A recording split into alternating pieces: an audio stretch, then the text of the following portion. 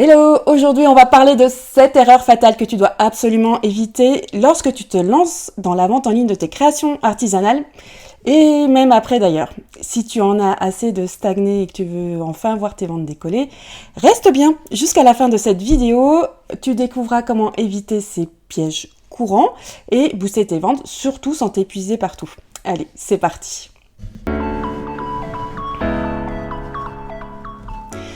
La première erreur consiste à vouloir copier les autres, notamment au niveau de ta communication. Alors attends, ne t'en vas pas tout de suite parce que là, on est vraiment sur un vrai sujet. Je m'explique. Tu as peut-être déjà entendu des conseils sur Instagram notamment du type « Regarde ce que font les autres concurrentes et reproduis ce qui fonctionne chez elles ». Ou tout simplement, tu pourrais tenter de faire comme les autres pour prendre un raccourci ou parce que tu manques d'idées dans ta communication. Mais attention, ce qui fonctionne pour elles ne fonctionneront pas forcément chez toi.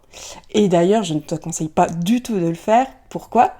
Parce que tout simplement, ton originalité et ton authenticité sont tes plus grands atouts dans ta communication et même pour le développement de ton activité. C'est ce qui fait que tu vas te démarquer des autres. Donc tu l'auras compris, si j'ai un conseil à te donner, c'est celui-ci, créer quelque chose d'unique qui te ressemble vraiment. La deuxième erreur consiste à sacrifier ses prix.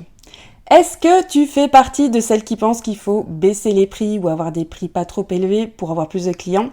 Eh bien, détrompe-toi. Cette stratégie peut non seulement réduire tes marges, alors que ton objectif c'est quand même de te tirer un salaire, mais ça peut aussi donner l'impression que tes créations ne valent pas grand-chose. Et de manière plus générale, ça contribue à dévaloriser l'artisanat. On est d'accord que tu n'es pas tému, hein ?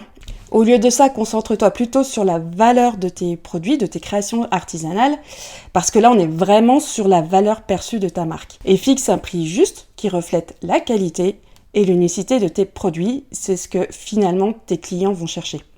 La troisième erreur, c'est douter et je dirais même douter de soi. Alors le doute est normal, surtout quand on démarre. Est-ce que ça va marcher? Est-ce que ça va plaire? Comment choisir les créations qui vont fonctionner? Mais il peut vraiment freiner ta progression. Comment ça se traduit? Par exemple, certaines créatrices m'ont déjà demandé « Est-ce que tu ne crois pas que les gens vont penser ça si je fais ça ?» Donc là, on est d'accord qu'on s'en fiche de ce que pensent les autres. Et puis, il y a parfois aussi un autre symptôme, le surperfectionnisme. Être perfectionnisme, c'est bien, c'est tout à ton honneur d'ailleurs, mais quand il t'empêche d'avancer, c'est que souvent ça cache une peur ou quelques croyances qui vont te limiter dans ta progression. Je parle aussi ici souvent de procrastination active. Quand par exemple tu refais 3 fois la page d'accueil de ta boutique en ligne, c'est ce que j'appelle de la procrastination active. Tu as l'impression de faire des choses, mais en fait ça ne fait pas avancer ta marque ni tes ventes.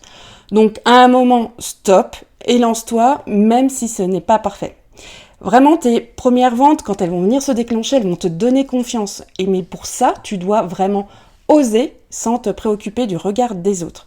Et confiance en toi et confiance en ton produit, en tes compétences. Les clients, vraiment tes potentiels clients, tes futurs clients le sentiront et seront vraiment plus enclins à acheter chez toi. Alors au lieu de laisser le doute te freiner, t'arrêter, utilise-le plutôt comme un moteur pour t'améliorer. Si tu doutes, un petit truc tout simple, pose-toi à chaque fois la question de « mais qu'est-ce que je risque au final ?» Et tu verras que la réponse sera finalement pas grand-chose. Donc go, vas-y, fonce. La quatrième erreur, c'est de penser uniquement création et oublier du coup la vente. Alors, j'ai bien conscience que c'est le plaisir de créer, de faire des choses pour toi, de tes propres mains, qui t'a poussé à te lancer dans l'artisanat.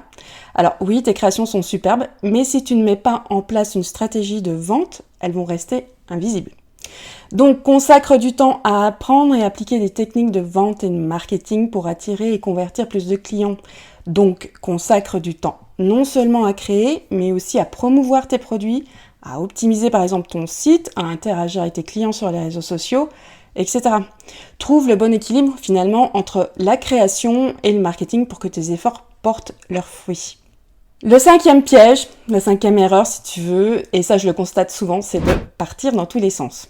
Le danger quand on se lance ou après quand on stagne et qu'on ne vend pas, c'est de vouloir être partout, ou en tout cas essayer de plusieurs choses, plusieurs réseaux sociaux par exemple, Instagram, puis TikTok, puis lancer un blog, mais sans aller vraiment au fond sur chacune des plateformes. Et malheureusement, comme tu le sais, être partout, c'est être nulle part quand tu te lances dans la vente en ligne. Donc si tu te disperses au démarrage en essayant trop de choses à la fois, tu risques de ne rien accomplir efficacement et tu risques aussi finalement de t'épuiser. Donc choisis au démarrage une direction claire, établis tes priorités en fonction de tes objectifs et concentre-toi sur ce qui compte vraiment pour faire avancer ton activité. Perso, je te conseillerais de choisir une ou deux stratégies, de les tester, de mesurer les résultats, d'optimiser tout ça. Et une fois que tu as trouvé ce qui marche, tu peux passer à la suite. Ça évitera vraiment, mais vraiment de t'épuiser et de se dire, tu mets beaucoup d'efforts et rien ne marche. Je reprends souvent l'image de l'escalier avec des marches que tu vas gravir à chaque fois. Mais avant de gravir une marche supérieure, sois sûr de maîtriser la stabilité de la précédente. La 6e erreur consiste à ne pas connaître ton client idéal. Je suis sûre que tu as déjà entendu parler de ce fameux client idéal. Si tu ne sais pas pour qui tu crées, comment peux-tu les atteindre efficacement, notamment au niveau de ta communication ? Prends vraiment ce temps de définir ton public cible avec précision. Comprends ses besoins, ses désirs, ses préférences, peut-être même regarder sur quelle plateforme de communication, quel réseau social il est, et puis ajuste ta stratégie en fonction. Je parle surtout ici de stratégie au niveau de ta communication pour toucher ton audience avec des messages qui lui parlent, qui lui touchent le cœur, mais je parle aussi de stratégie au niveau de ton offre produit pour vendre ce que tes futurs clients veulent finalement acheter. La 7e erreur consiste à créer un site et ne plus s'en occuper. Alors, créer son site, c'est déjà une très bonne chose. Bravo. Parce que c'est pas non plus donné à tout le monde. Si tu as passé du temps dessus, malheureusement, l'histoire ne s'arrête pas là. Un site a besoin d'une attention constante si tu veux vraiment qu'il marche. Donc, tu vas ajouter régulièrement de nouveaux produits avec des descriptions complètes, des fiches produits qui sont bien fignolées et qui donnent envie. Tu vas mettre peut-être aussi à jour tes offres commerciales et t'assurer globalement que tout fonctionne bien. N'hésite pas non plus à travailler ton SEO, ton référencement naturel. Tu verras qu'un site web dynamique, qui bouge, qui est bien entretenu, qui fait envie, c'est vraiment un atout précieux pour vendre tes créations en ligne parce que déjà ça rassure tes visiteurs et ça fait toujours plus envie. Et ce serait dommage d'avoir construit un bel outil, d'avoir passé des heures et des heures dessus et ne pas t'en servir à sa hauteur finalement.